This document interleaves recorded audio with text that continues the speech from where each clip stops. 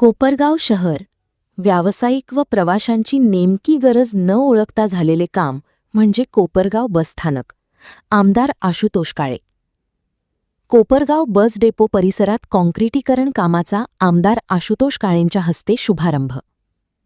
डॉक्टरला पेशंटची नस ओळखता आली तर उपचार व्यवस्थित होतात आणि लोकप्रतिनिधींना जर नागरिकांची गरज ओळखता आली तर विकास व्यवस्थित होतो. मात्र कोपरगाव बसस्थानक उभारताना कोपरगाव शहराचा विचार केला गेला नाही. छोट्या मोठ्या व्यावसायिकांना व्यवसायाच्या संधी देता येतील याचा विचार करण्यात आला नाही व प्रवाशांना चांगल्या प्रकारे सोयीसुविधा कशा देता येतील हे अपेक्षित असताना याचा कुठेही विचार करण्यात आला नाही. त्यामुळे कोपरगाव शहर, प्रवाशी व व्यावसायिक यांची नेमकी गरज न ओळखता झालेले काम म्हणजे कोपरगाव बसस्थानक असल्याची कडवट टीका आमदार आशुतोष काळे यांनी केली आहे. आमदार आशुतोष काळे यांच्या प्रयत्नांतून मिळालेल्या 5 कोटी रुपयांच्या निधीतून महाराष्ट्र दिनाचे औचित्य साधत कोपरगाव बस डेपो परिसरातील काँक्रिटीकरण कामाचा शुभारंभ आमदार आशुतोष काळे यांच्या हस्ते करण्यात आला. याप्रसंगी ते बोलत होते. सर्व कार्यकर्ते, उपस्थित सर्व स्थानक आणि डेपोमधले सर्व कर्मचारी, साहेबांनी सांगितल्याप्रमाणे आपल्या बस डेपो आणि बस स्टेशन, बस स्टँड हे अनेक वर्षांपासून त्याचं काम होणं अपेक्षित होतं. ठीक आहे, आता लेट झालं, परंतु ते होत असताना बस स्टँडची गरज, प्रवाशांची गरज आणि एकंदरीत शहराची गरज किंवा नागरिकांची गरज हे लक्षात घेणं खऱ्या अर्थाने त्याच्यामध्ये अपेक्षित होतं. आज आपण डेपो आणि डेपोच्या परिसराचं काँक्रिटीकरण करतोय. परंतु मागच्या काळामध्ये ज्यावेळेस बस स्टँडचं काम झालं,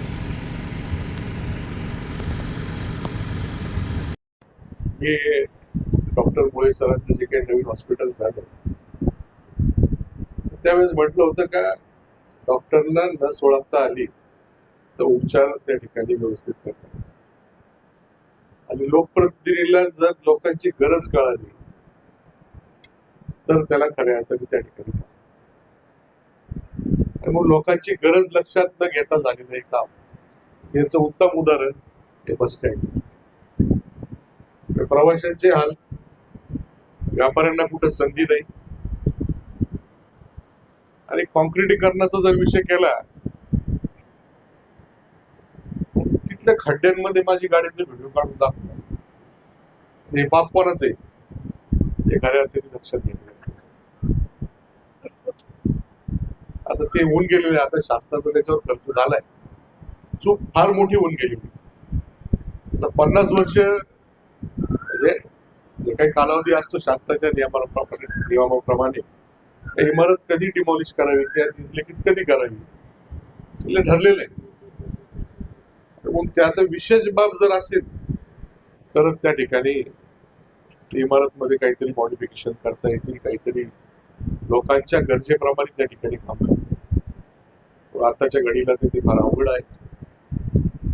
म्हणून आपण सर्वांनी मला संधी दिल्यानंतर आपली गरज लक्षात घेता, डेपोच्या अडचणी लक्षात घेता आपण जे काही काम मंजूर करून आज ते प्रगतीपथावर आहे, त्या माध्यमातून दक्षिणेच्या बाजूला व्यापारी संकुलाचं काम चालू आहे आणि उत्तरेच्या बाजूला नवीन डेपोचं काम त्या ठिकाणी चालू आहे. एवढ्यावर न थांबता आता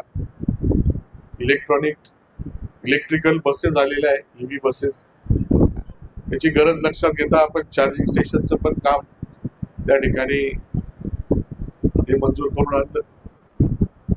ते काम करत असताना अनेक अडचणी आल्या. पुढे मग ठेकेदार कुठे?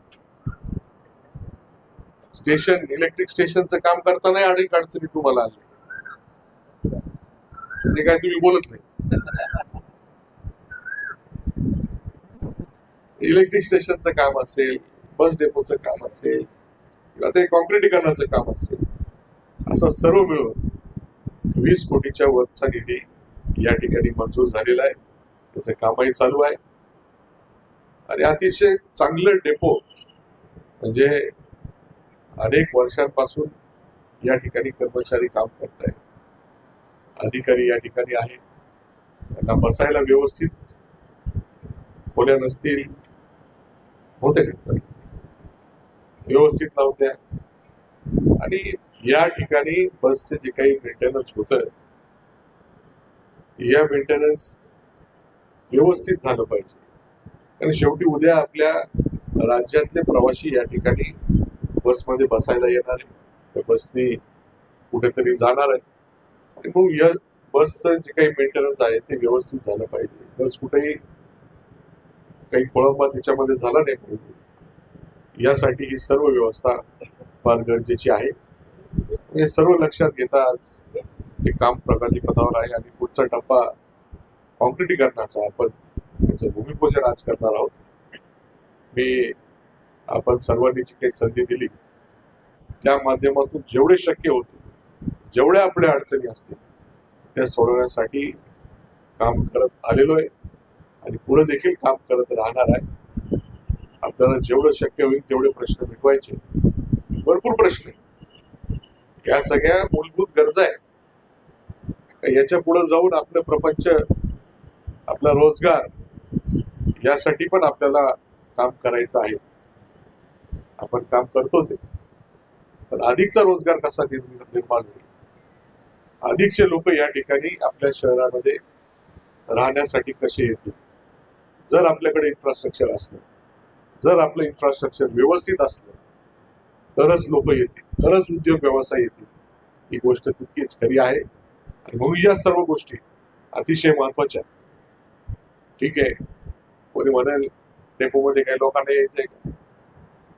लोकांना जरी यायचं नसेल परंतु जी काही बस या ठिकाणी मेंटेन केली जाणार, रिपेअर केली जाणार त्याच्यामध्ये लोक बसणार आहेत, त्यांनाही कुठल्या प्रकारचा त्रास होऊ नये ही काळजी त्या ठिकाणी डेपोच्या माध्यमातून घेतली जाईल.